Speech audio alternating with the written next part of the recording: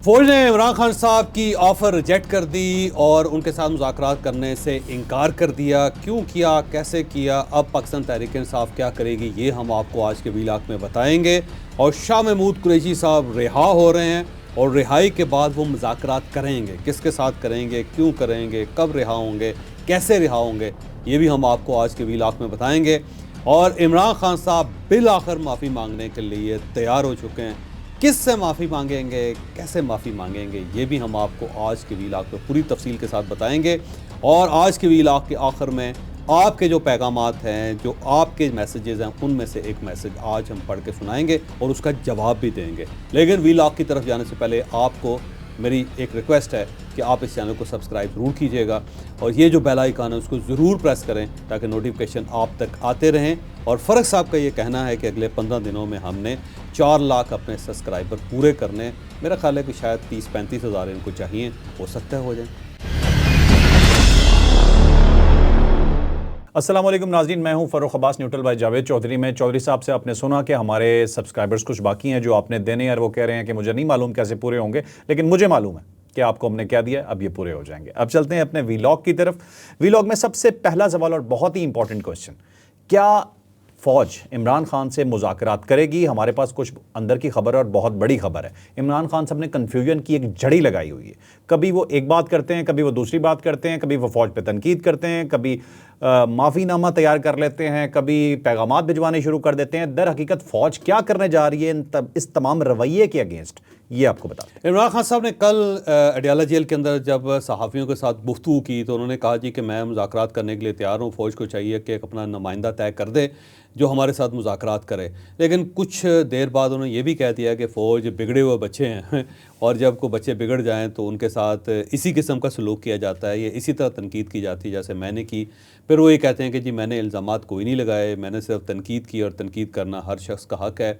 फिर उन्होंने याह्या खान का चैप्टर खोल लिया और साथ जनरल ज़ियाउल हक़ का खोल लिया और ये भी कहा जी कि इन्होंने बड़ी ज़्यादती की, उसने भुट्टो को फांसी लगा दी, इन्होंने बांग्लादेश बना दिया, पाकिस्तान तोड़ दिया। और साथ साथ वो उन्होंने मुतालबात भी कर दिए कि जनाब 3 मुतालबात हैं मेरे, हमारा मैंडेट वापस कर दिया जाए, जितने लोग हमारे गिरफ़्तार हैं उनको रिहा कर दिया जाए और फिर एक साफ़ और शफाफ इलेक्शन करवा दिया जाए। तो अब सवाल ये है कि अगर ये सारे काम ही करने हैं तो मुज़ाकरात करने की क्या ज़रूरत है? फिर तो इमरान खान साहब अपने घर पे इस्टेब्लिशमेंट अपने घर में, उन्हें तीनों काम इमरान खान साहब के कर दिए और सारा मामला ठीक हो गया।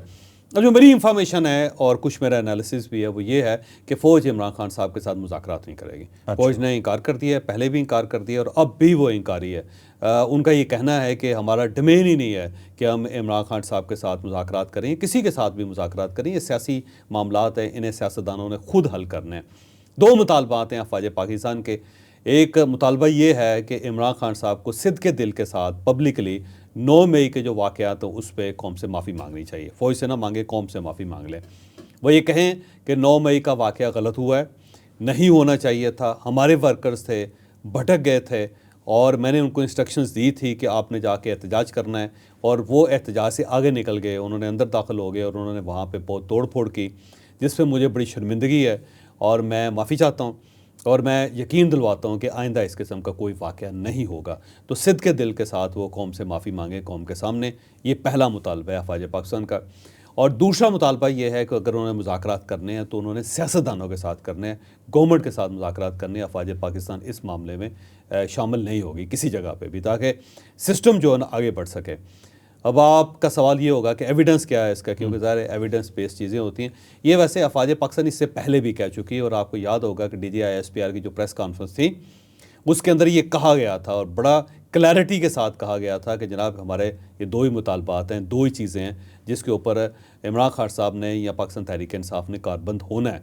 अब जो कुछ उस वक्त कहा गया था मैं चाहता हूँ दोबारा कौम को सुना दिया जाए तो फिर आपको ये मामला क्लियर होता हुआ नज़र आए। अगर कोई सियासी सोच और कोई सियासी लीडर और कोई सियासी टोला अपनी फौज पे हमलावर हो, अवाम और फौज के दरमियान नफरत और खलीज पैदा करे, इसी फौज के जो कौम की फौज है, इसी कौम के शहीदों की तज़हीक करे, इसी कौम की फौज के बारे में धमकियां दे, प्रोपेगेंडा करे, तो उससे कोई बातचीत नहीं करेगा। ऐसे सियासी इंतशारी टोले के लिए सिर्फ एक ही रास्ता है कि वो सिद्क़ के दिल से माफ़ी मांगे कौम के सामने और ये वादा करे कि वो नफरत की सियासत को छोड़ के तामीरी सियासत में हिस्सा ले। और वैसे भी जो बातचीत है वो सियासी पार्टीज़ को आपस में ज़ेब देती है।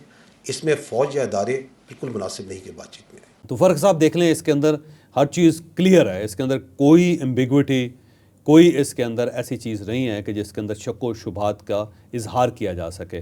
तो यही मेरा ख्याल है अफवाज पाकिस्तान का मैसेज है, बड़ा क्लियर मैसेज है। और इमरान खान साहब अगर उनके साथ मुज़ाकरात करना भी चाहते हैं तो मेरा नहीं ख्याल कि अफवाज पाकिस्तान अब तैयार होगी कि मुज़ाकरात करें। इससे पहले वैसे इमरान खान साहब ने एक ये भी ऑफ़र की थी कि अगर हम सियासतदानों के साथ मुज़ाकरात करते हैं तब भी इस्टेब्लिशमेंट के लोगों को वहाँ बैठना चाहिए, और वो अगर बैठेंगे अपनी निगरानी में ये सब चीज़ें देखेंगे तो उससे मामला सेटल हो सकता है। जो उस वक्त भी इनकार हो गया था कि जी हमारा काम ही नहीं है कि हम इन चीज़ों में पढ़ें और हमारे पास काम बहुत ज़्यादा है, तो बजाय इसके कि हम सियासतदानों को एक दूसरे के साथ बिठाते रहें और कोई फिर चार्टर इनका साइन करवाते रहें, ये हमारे लिए मुमकिन नहीं है। आपने अपना मामला खुद हल करना है। मेरा ख्याल है पार्लियामेंट जो है वो एम्पावर हो रही है और आने वाले दिनों में ज़्यादा एम्पावर होगी, क्योंकि इस्टेब्लिशमेंट भी चाहती है कि आइन के ऊपर और पार्लियामेंट के ऊपर इक्तफ़ा करें, सारे सब लोग उसके ऊपर ट्रस्ट करें और उसी से पाकिस्तान बच सकता है, उसी से पाकिस्तान चल सकता है। तो मेरा नहीं ख्याल कि अफवाज पाकिस्तान जो है वो तैयार होगी मुज़ाकरात करने के लिए। मुज़ाकरात सिर्फ एक ही जगह पे होंगे और वो सियासतदान है, और वो भी होंगे पार्लियामेंट के अंदर मुज़ाकरात। जब भी आपने करने हो तो इमरान खान साहब उस तरफ जा रहे हैं, ये बात है कि जा रहे हैं इमरान खान साहब। आगे चल के मैं पूरी डिटेल भी बताऊंगा कि कैसे इमरान खान साहब जा रहे हैं। एक तो वजह यह है कि उनको पता है कि ये जो उनकी सोशल मीडिया टीम है उसके ऊपर क्रैकडाउन शुरू हो गया है। इसको तो मेरा नहीं ख्याल कि रियासत बरकरार रहने देंगी, ये मुकम्मल तौर पे फारिग हो जाएंगे। ठीक है। और सिर्फ पाकिस्तान के अंदर ही, बाहर से भी, क्योंकि अब इन्होंने जो इदारे हैं जिनके प्लेटफार्म इस्तेमाल हो रहे हैं उनको भी गवर्नमेंट ऑफ पाकिस्तान ने इंगेज कर लिया है। तो अब उनको गवर्नमेंट चाहिए ताकि पाकिस्तान के अंदर उनका कारोबार चलता रहे, बजाय इसके कि वो अपना कारोबार बंद करके बैठ जाएँ किसी एक सियासी जमात के लिए। तो वहाँ से भी इमरान खान साहब को वहाँ रिलीफ नहीं मिलेगा, उनको वहाँ पे नुकसान हो जाएगा। तो गवर्नमेंट एक्टिव हो गई हुई है। दूसरा, इमरान खान साहब को ये महसूस हो गया है कि जितनी भी ज़मानतें हो जाएं मुझे जो रियासत है वो छोड़ने के लिए तैयार नहीं है। अब देख लें कहाँ से रिलीफ इमरान खान साहब को नहीं मिला और कहाँ से इमरान खान साहब को रिलीफ नहीं मिल रहा। लेकिन इसके बावजूद आप देख लें कि इमरान खान साहब की जान नहीं छोड़ी जा रही, और ना वो छूट रही है हर जगह पे, बल्कि उनकी बेगम भी हाथ फंसी हुई है। तो अब एक ही तरीका है कि किसी न किसी तरीके से मामलात को ले दे करके अपने आप को बाहर निकाला जाए। और इमरान खान साहब की ख्वाहिश है कि बाहर आके बड़ी आसानी से वो सियासत कर सकेंगे। फिर कहीं ना कहीं कोई ना कोई ऐसी मूवमेंट पाकिस्तान के अंदर आएगी जिसे इमरान खान साहब कैप्चर कर लेंगे। अभी तो देखें जमात इस्लामी यहाँ बैठी हुई है और बड़ा मुनज़्ज़म किस्म का धरना उन्होंने दिया है। इमरान खान साहब क्योंकि जेल के अंदर हैं तो उसका फ़ायदा नहीं उठा पाए। अगर वो बाहर होते तो आप यकीन करें कि वो इस वक्त हाफ़िज़ नईमुर रहमान के साथ खड़े होते और ऐसा लग रहा होता है कौम को कि ये तो पाकिस्तान तहरीक इंसाफ का धरना है, ये तो जमात इस्लामी का है ही नहीं। तो इमरान खान साहब उसे खींच लेते, कैप्चर कर लेते। तो वो इस टाइप की फिर मोमेंट्स का इंतज़ार करेंगे बाहर आके।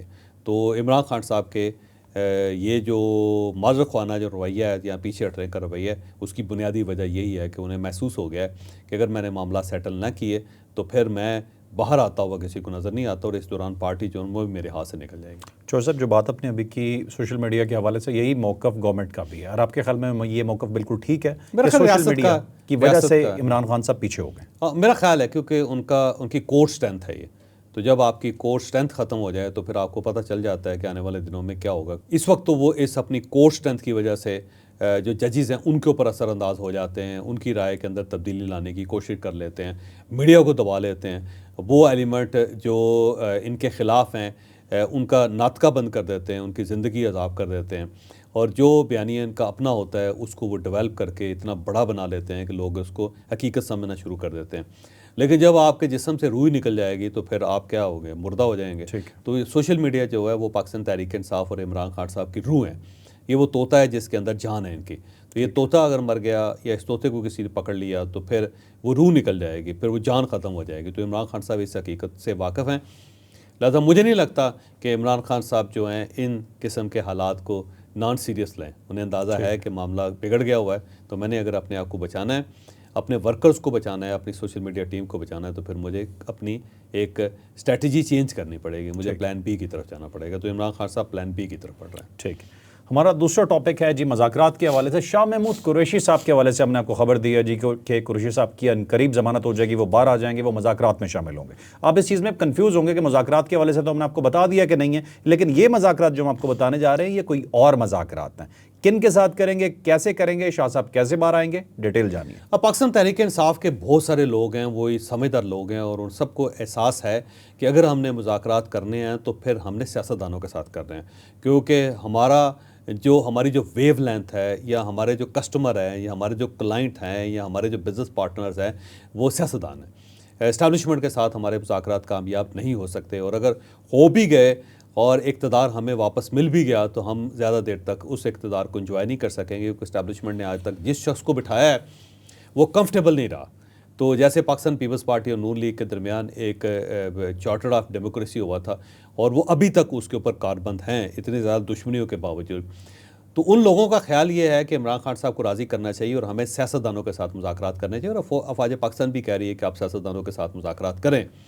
महमूद अचकज़ई साहब को भी हमने ये दिया हुआ था इख्तियार उनको, लेकिन वो इख्तियार अपने को एक्सरसाइज नहीं कर सके। उसकी वजह यह है कि दूसरी पार्टीज राज़ी नहीं है। वो कहती हैं जी कि आपके पास मैंडेट है इमरान खान साहब का, लेकिन जब इमरान खान साहब मुकर जाएंगे तो फिर आपके साथ जो हमारा एग्रीमेंट होगा वो कहाँ स्टैंड करेगा। दूसरा, ख़ुद भी महमूद अचकज़ई साहब को इस चीज़ का एहसास है। वो चाहते हैं कि इमरान खान साहब से बराह रास्त मुलाकात हो और इमरान खान साहब खुद उनसे कहें कि आप इन पॉइंट्स पे जाके डील्स कर सकते हैं या मुज़ाकरात कर सकते हैं, तो फिर वो करें।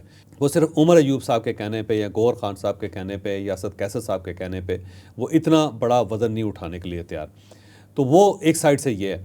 तो शाह महमूद कुरैशी साहब जो हैं वो ये याद रखें कि ना सिर्फ वो नायब चेयरमैन है पार्टी के, वो पुराने सियासतदान भी हैं। उनकी तीसरी नस्ल है सियासत के अंदर, और वो पाकिस्तान मुस्लिम लीग नून को भी अच्छी तरह जानते हैं और पाकिस्तान पीपल्स पार्टी को भी अच्छी तरह जानते हैं। दोनों पार्टियों के अंदर रहे हैं वो, और वहाँ पे उनके लिए सॉफ्ट कार्नर भी है और वो समझदार आदमी भी हैं, और अगर उनको बाकायदा इख्तियार दिया जाए तो वो बहुत सारे मामला सेटल कर सकते हैं। तो मेरा ख्याल ये है कि पाकिस्तान तहरीक इंसाफ अब चाहेगी कि शाह महमूद कुरैशी साहब बाहर आएँ और वो सियासतदानों के साथ मुज़ाकरात करें। तो एक जो बैकडोर चैनल खुल रहा है, ये मैं नहीं कह रहा कि खुल गया है, जो खुल रहा है वो खुल रहा है गवर्नमेंट और पाकिस्तान तहरीक इंसाफ के दरमियान।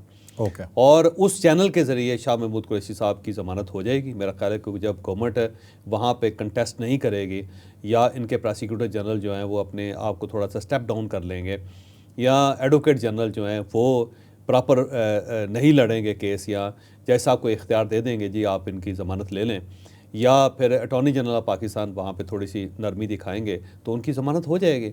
ज़मानतें उनकी मैक्सिमम हुई हैं, कोई 1-2 केस ही रह गए हैं, और उन केसेस के अंदर उनकी बाकायदा ज़मानत हो सकती है।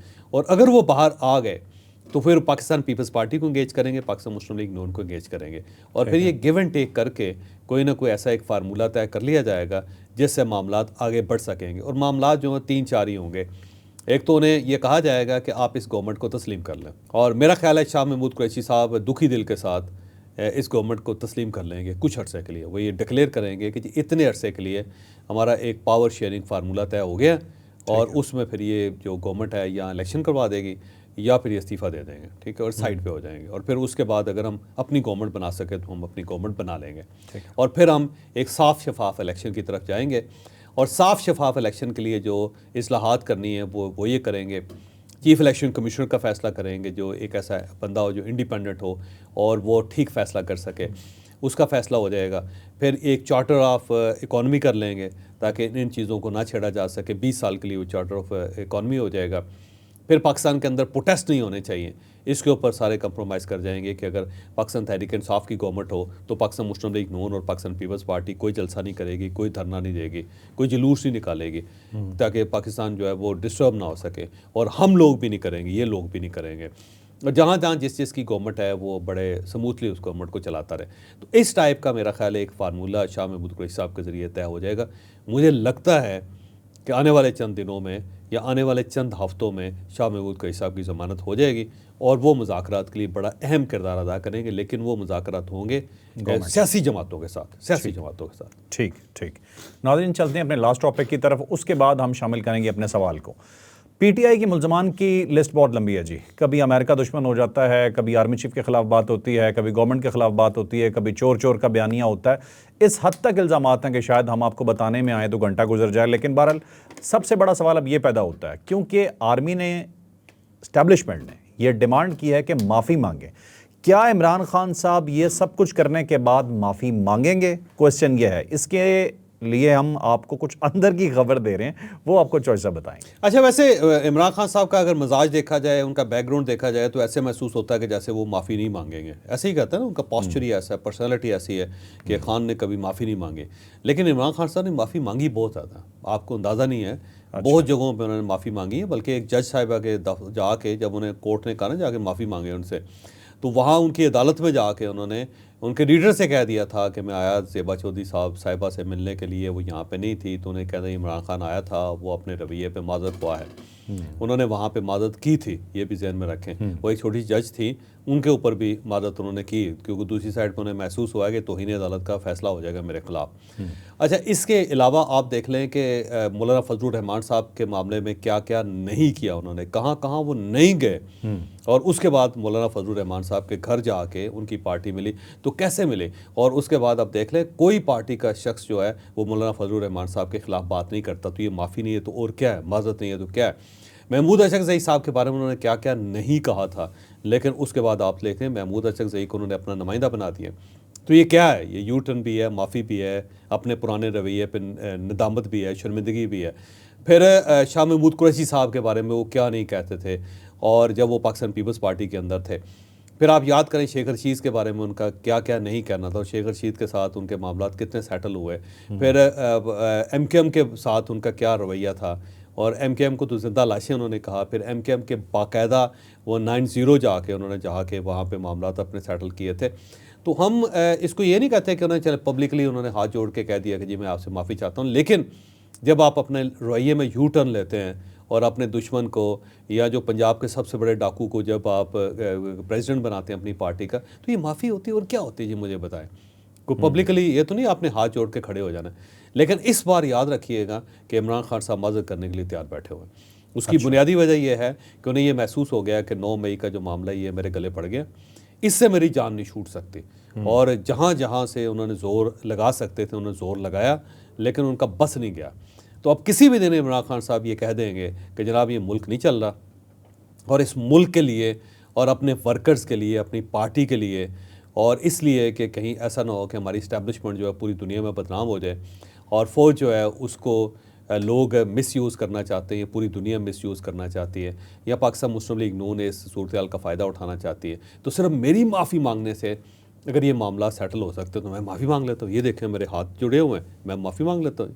अगर आप ये समझते हैं कि 9 मई के जो हरकतें हैं वो हमारी पार्टी ने की है, तो मैं आपसे माफ़ी चाहता हूँ, ठीक है। मेरे बच्चे हैं गुमराह हो गए होंगे, तो मैं आपसे माज़रत कर लेता हूँ। तो इमरान खान साहब देखिएगा माज़रत कर जाएंगे, इस बार कर जाएंगे, लेकिन बड़े तरीके से कराएंगे। ये नहीं है कि वो अपनी नदामत का इजहार करेंगे, बल्कि वो कहेंगे जी देखें, अगर मेरी माफ़ी मांगने से पाकिस्तान चल सकता है तो ये कोई घाटे का सौदा नहीं है, मैं 1000 मरतबा माफ़ी मांगने के लिए तैयार हूँ।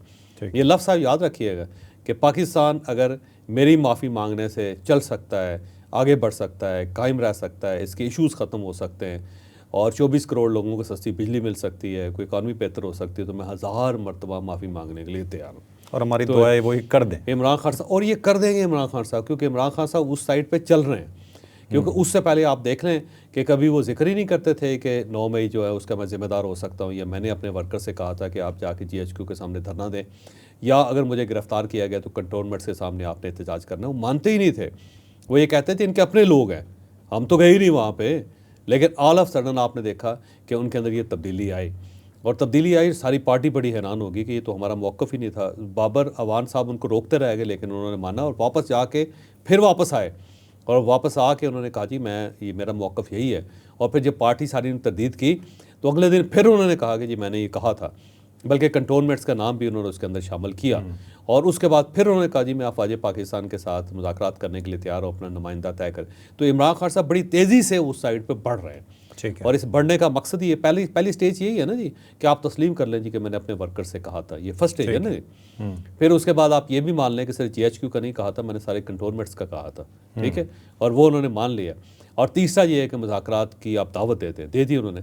इससे अगली स्टेज यही है कि अफवाज पाकिस्तानी कह रही है कि आप 9 मई पे पब्लिकली माफ़ी मांगें, तो इमरान खान साहब मांग लें, ये माफ़ी हो जाएगी। मैं आपको कह रहा हूँ इमरान खान साहब करेंगे, देखिए अनकरीब करेंगे। मैं इसमें एक चीज़ आपसे पूछना चाहता हूँ कि जब धरने हुए थे लास्ट टाइम, तो इमरान खान साहब ने उन्होंने बहुत लंबा खींचा, 126 दिन गए, और उसके बाद एक बड़ा दिलखराश वाक़या हुआ आर्मी पब्लिक स्कूल का, और उसके बाद उन्होंने ऐलान कर दिया मैं ख़त्म कर रहा हूँ। तो इस दफ़ा भी खुदा ना खास्ता किसी इंसिडेंट का कोई वेट कर रहे हैं, कोई इस तरह की चीज़ मिले या वैसे ही ऐलान कर देंगे? वो वैसे मेरा ख्याल है कर देंगे। बहुत ज़्यादा टू मच हो गया, उनको महसूस हो रहा है कि पार्टी जो उसकी चलने नहीं दिया जा रहा। अब नया जो इलेक्शन एक्ट है उसके अंदर तरमीम आ रही है, ठीक है। उससे भी उनको महसूस होगा कि मेरी पार्टी 2 हिस्सों में तकसीम होगी। देखें होगी ना, हाँ जी। 39 लोग पाकिस्तान तहरीक इंसाफ में हैं और 41 जो है सुन्नी इत्तेहाद कौंसल में है, तो वो पार्टी 2 हिस्सों में तकसीम होगी। अब वो 39 वाला सुन्नी इत्तेहाद को मानना है या 39 वाली पाकिस्तान तहरीक इंसाफ को मानना है। उस साइड पर 93 जो लोग हैं उनको तस्लीम कर लिया है इलेक्शन कमीशन ने, और बाकी जो हैं वो सुन्नी इत्तेहाद कौंसल में है। तो एक जब ये तरमीम हो जाएगी, और तरमीम जब हो जाएगी तो सुप्रीम कोर्ट ऑफ पाकिस्तान को मानना पड़ेगा इसको, क्योंकि उसकी वजह यह है कि आप एक्ट ऑफ पार्लियामेंट तब्दील नहीं कर सकते। तो पार्लियामेंट ने उसके पास इख्तियार है ना जी। अगर आज पार्लियामेंट ये इख्तियार इस्तेमाल करके कहती है कि जो लोग 302 के मुजरिम हैं जिनको फांसी की सज़ा हुई है उन सबको उम्र कैद में तब्दील कर रहे हैं, तो तमाम अदालतों को ये मानना पड़ेगा। ऐसा तो नहीं हो सकता कि सुप्रीम कोर्ट ऑफ पाकिस्तान हो या अदालतें हो कहें जी नहीं जी हम क्योंकि सज़ा दे चुके हैं अब इन सबको फांसी लगाया जाएगा। तो पार्लियामेंट तो कुछ भी कर सकती है, कानून तब्दील तो सब तब्दील, वो उसके अंदर तब्दीली आ सकती है, तो आप उसको चैलेंज कर सकते हैं। लेकिन सुप्रीम कोर्ट ऑफ पाकिस्तान मेरा ख्याल है तस्लीम करेगी पार्लियामेंट के इस फैसले को। तो बिल्कुल इसी तरह आपके सामने है सारी सूरत हाल। तो होगा ही है, देखिएगा आप। माफ़ी मांगी जाएगी। माफ़ी मांगी जाएगी। ठीक, अब चलते हैं बिल्कुल अपने आखिर में। सवाल है जी ज़फ़र इकबाल साहब का। ज़फ़र साहब सबसे पहले तो बहुत शुक्रिया, आप हमारे रेगुलर व्यूअर हैं, आप हमें देखते हैं, आपने क्वेश्चन भी बहुत अच्छा किया। अब तक उस्मान बुज़दार साहब को क्यों नहीं पकड़ा गया? उस्मान बुज़दार साहब बिल्कुल ही मस्कीन आदमी है जी, वो पकड़ा जाना ना पकड़ा जाना एक बराबर है। कुछ लोग होते हैं ना उनको कहा जाता है कि चोर ले जाए या किले बंदे रहे, कोई फ़र्क नहीं पड़ता। तो उस्मान बुज़दार एक मस्कीन आदमी था बेचारा, और उसके कंधे के ऊपर हुमा वो परिंदा जो वो बैठ गया एक दिन सोए उनको समझ नहीं आई कि उनके साथ हुआ क्या है। कुछ लोग होते हैं ना जब उनसे कुछ चीज़ छीन ली जाए तो वो परेशान होते हैं, कुछ लोग ऐसे होते हैं जिनको कुछ मिल जाए तो परेशान होते हैं। तो उस्मान बुज़दार साहब को जब मिल गया तो वो बड़े परेशान रहे। वो 4 साल तो सख्ते में रहे कि मेरे साथ हो क्या रहा है, बल्कि अपने आप को चुटकियाँ काटते रहे कि क्या वाकई मैं सो रहा हूँ या जाग रहा हूँ, ये वाकई मेरे साथ हो गया है, मैं वाकई चीफ मिनिस्टर हूँ। और इस चीज़ का यकीन दिलाने के लिए अपने आप को उन्होंने पाकिस्तान की तारीख़ में सबसे ज़्यादा हेलीकॉप्टर इस्तेमाल किया। पाकिस्तान की तारीख़ में इतना हेलीकॉप्टर किसी शख्स से इस्तेमाल नहीं किया जितना उस्मान बुज़दार साहब ने, कि रिकॉर्ड कायम कर दिया। झूले लेते वो रोज़ आते थे किसी न किसी ज़िले के अंदर, और वहाँ जाके करते क्या थे किसी को कुछ पता नहीं था। लेकिन वो जैसे होता है ना ड्राइवर को कहते गड्डी कड्डो, तो इसी तरह वो पायलट को कहते हैं चल भी चला इन्हों, और उसके बाद वो बैठ के वो कहीं ना कहीं किसी न किसी ज़िले में निकल जाते थे, वहाँ पे मीटिंग करते थे, वापस आ जाते थे। तो वो एक बेचारा मस्कीन आदमी था, वो आया चला गया। अब उससे क्या किसी ने हिसाब लेना है जी।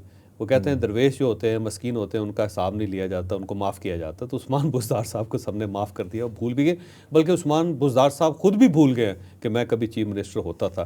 देख लें, कभी पब्लिक अपीयरेंस ही उनकी नहीं हुई। मुल्तान के अंदर उन्होंने एक घर बनाया हुआ है, मुझे किसी साहब ने बताया कि उसके सामने एक छोटा सा पार्क है, वहाँ एक बेंच है, तो उस बेंच पे वो अकेले बैठ जाते हैं, पीछे उनके 2 गार्ड्स होते हैं, और वहाँ वो देर तक बैठे रहते हैं, अंधेरे में पता नहीं क्या देखते रहते हैं। और कभी वो अपने गांव चले जाते हैं, और वहाँ पे वो आज भी लोग उनको सीएम कहते हैं, और इस चीज़ से वो खुश हो जाते हैं। लोग उनको कहते हैं कि सीएम साहब का क्या हाल है, वो बहुत खुश होते हैं। सीएम साहब घर पे हैं, वो बड़े खुश हो जाते हैं। सीएम साहब नमाज़ पढ़ने गए हों, इस बात पे बड़े खुश हो जाते हैं। तो उस्मान बुज़दार साहब एक चैप्टर थे, वो खुला और क्लोज हो गया। तो मेरा नहीं ख्याल उस बेचारे को अब छेड़ना चाहिए। क्यों बददुआएं लेते हैं दरवेशों की आप। ठीक। नाज़रीन, आपने आज का व्लॉग देखा, यकीनन इन्फॉर्मेटिव रहा होगा। लाइक शेयर सब्सक्राइब करना ना भूलिएगा, बेल आइकन दबाइएगा। इजाज़त दीजिए, अल्लाह हाफ़िज़।